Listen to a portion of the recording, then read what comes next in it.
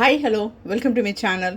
இன்றைக்கி நம்ம பாகற்காய் கறி எப்படி பண்ணலாம் அப்படிங்கிறத பார்க்கலாம். இதுக்கு நம்ம யூஸ் பண்ண போகிற பொருட்கள் எல்லாமே ஆற்றுல நார்மலாக இருக்கக்கூடியது தான்.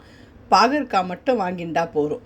வாங்கோ, இதை பண்ணுறதுக்கு நமக்கு என்னென்ன பொருள் வேணும் அப்படிங்கிறத பார்க்கலாம். இதை பண்ணுறதுக்கு முதல்ல ஒரு பவுலில் தண்ணி எடுத்துட்டு அதில் 2 ஸ்பூன் உப்பை சேர்த்துக்கலாம்.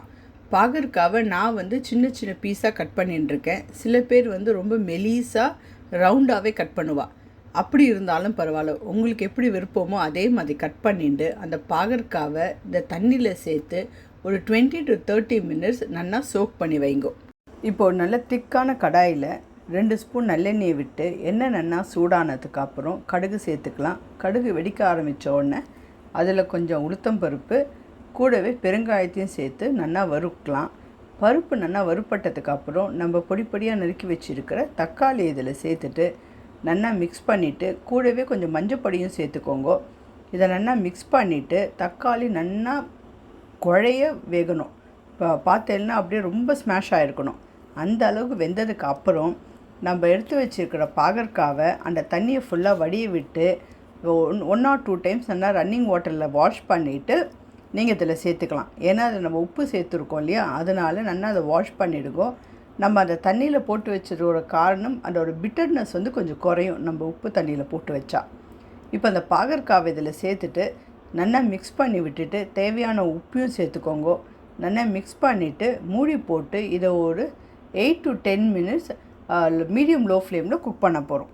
என்னோடய ரெசிபீஸ் பார்த்தேன்னா கறி பொடி யூஸ் பண்ணி தான் நான் காரக்கறி பண்ணுவேன். ஏன்னா அதோட டேஸ்ட் ரொம்பவே நல்லாயிருக்கும். ஸோ நான் எப்போவுமே அதை ரெடி பண்ணி வச்சுட்டு 1 to 1.5 மாதம் வர மாதிரி ஸ்டோர் பண்ணி வச்சுப்பேன். பாகற்காய் நல்லா வெந்துட்டுருக்கு. அப்பப்போ இதை மூடி ஓப்பன் பண்ணி நல்லா கலரி விட்டுட்டு திருப்பி மூடி போட்டு குக் பண்ணுங்க. இப்போ இன்றைக்கி பண்ணுற சமையலுக்கு மட்டும் கறி பொடி பண்ணணும் அப்படின்னா அதுக்கு நீங்கள் 2 ஸ்பூன் கடலைப்பருப்பு, 2 ஸ்பூன் தனியா, 2 ஸ்பூன் உளுத்தம் பருப்பு, 8 to 10 காஞ்ச மிளகா போட்டு எண்ணெய் விடாமல் நல்லா வறுத்துக்கோங்க. அதுக்கப்புறம் அதில் 1 ஸ்பூன் வெந்தயத்தை சேர்த்து நல்லா மிக்ஸ் பண்ணிவிட்டு அடுப்பு ஆஃப் பண்ணிவிட்டு அது நல்லா ரூம் டெம்பரேச்சருக்கு வந்ததுக்கப்புறம் மிக்ஸி ஜாரில் போட்டு ஒரு ஃபைன் பவுடராக அரைக்க வேண்டாம், கொஞ்சம் குறைன்னு அரைச்சி எடுத்துக்கோங்க. இப்போ பார்த்தேன்னா 200 கிராம் தான் இருக்கும் இந்த பாகற்காய். அதுக்கு நான் 4 to 5 ஸ்பூன் கறிப்பொடி யூஸ் பண்ணியிருக்கேன். ஸோ இந்தளவு நம்ம தாராளமாக யூஸ் பண்ணால் தான் அது ரொம்ப டேஸ்ட்டாக இருக்கும் இந்த கறி. இப்போ அந்த கறிப்பொடியை சேர்த்துட்டு இதை நல்லா மிக்ஸ் பண்ணிவிடுங்கோ. கூடவே கருவேப்பிலை சேர்த்துக்கோங்க. நீங்கள் வேகும் போதே கருவேப்பிலை சேர்த்துக்கலாம், இல்லை இப்போ சேர்த்துக்கலாம். எல்லாத்தையும் நல்லா மிக்ஸ் பண்ணிவிட்டு அந்த கடாயில் நல்லா ஸ்ப்ரெட் அவுட் பண்ணி விடுங்க காயை. காரக்கறி ரோஸ்ட் ஆகணும் அப்படின்னா நம்ம எந்த கடாய் யூஸ் பண்ணுறோமோ அதில் கொஞ்சம் ஸ்ப்ரெட் அவுட் பண்ணி வச்சுக்கோங்க. அப்போனா அதோடய ஹீட்டு யூனிஃபார்மாக போகும். அதே மாதிரி ஒரு சைடு கம்ப்ளீட்டாக ரோஸ்ட் ஆகும். நம்ம அதை அப்படியே திருப்பி போடுற மாதிரி தோசை திருப்புற மாதிரி காயையும் அதே மாதிரி நம்ம திருப்பினோன்னா இன்னொரு சைடும் நல்லா ரோஸ்ட் ஆகும். இது இன்னும் 8 to 10 நிமிஷம் குக் ஆகணும். கண்டிப்பாக மீடியம் லோ ஃப்ளேமில் குக் பண்ணுங்கோ. In between kalari விடுங்கோ.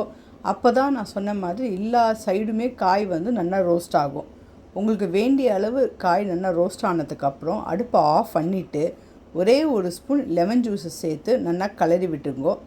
Lemon juice சேர்த்ததுக்கப்புறம் நீங்கள் குக் பண்ண வேண்டாம்.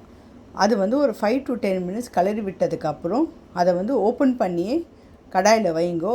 அதோட லெமன் அந்த காரம் எல்லாம் அந்த பாகற்காயில் நல்லா இறங்கட்டும். 5-10 minutesக்கு அப்புறம் சுட சுட சாதத்தில் கொஞ்சமாக நெய்யை விட்டு இந்த கறியை போட்டுட்டு சாப்பிட்டாலும் ரொம்ப நல்லாயிருக்கும். இல்லை ரசம் சாதம், மோர் சாதத்துக்கு சாப்பிட்டாலும் ரொம்ப நல்லாயிருக்கும். இதை கண்டிப்பாக ட்ரை பண்ணி பார்த்துட்டு உங்களுக்கு எப்படி வந்தது அப்படிங்கிற ஃபீட்பேக்கை என் கூட ஷேர் பண்ணுங்க.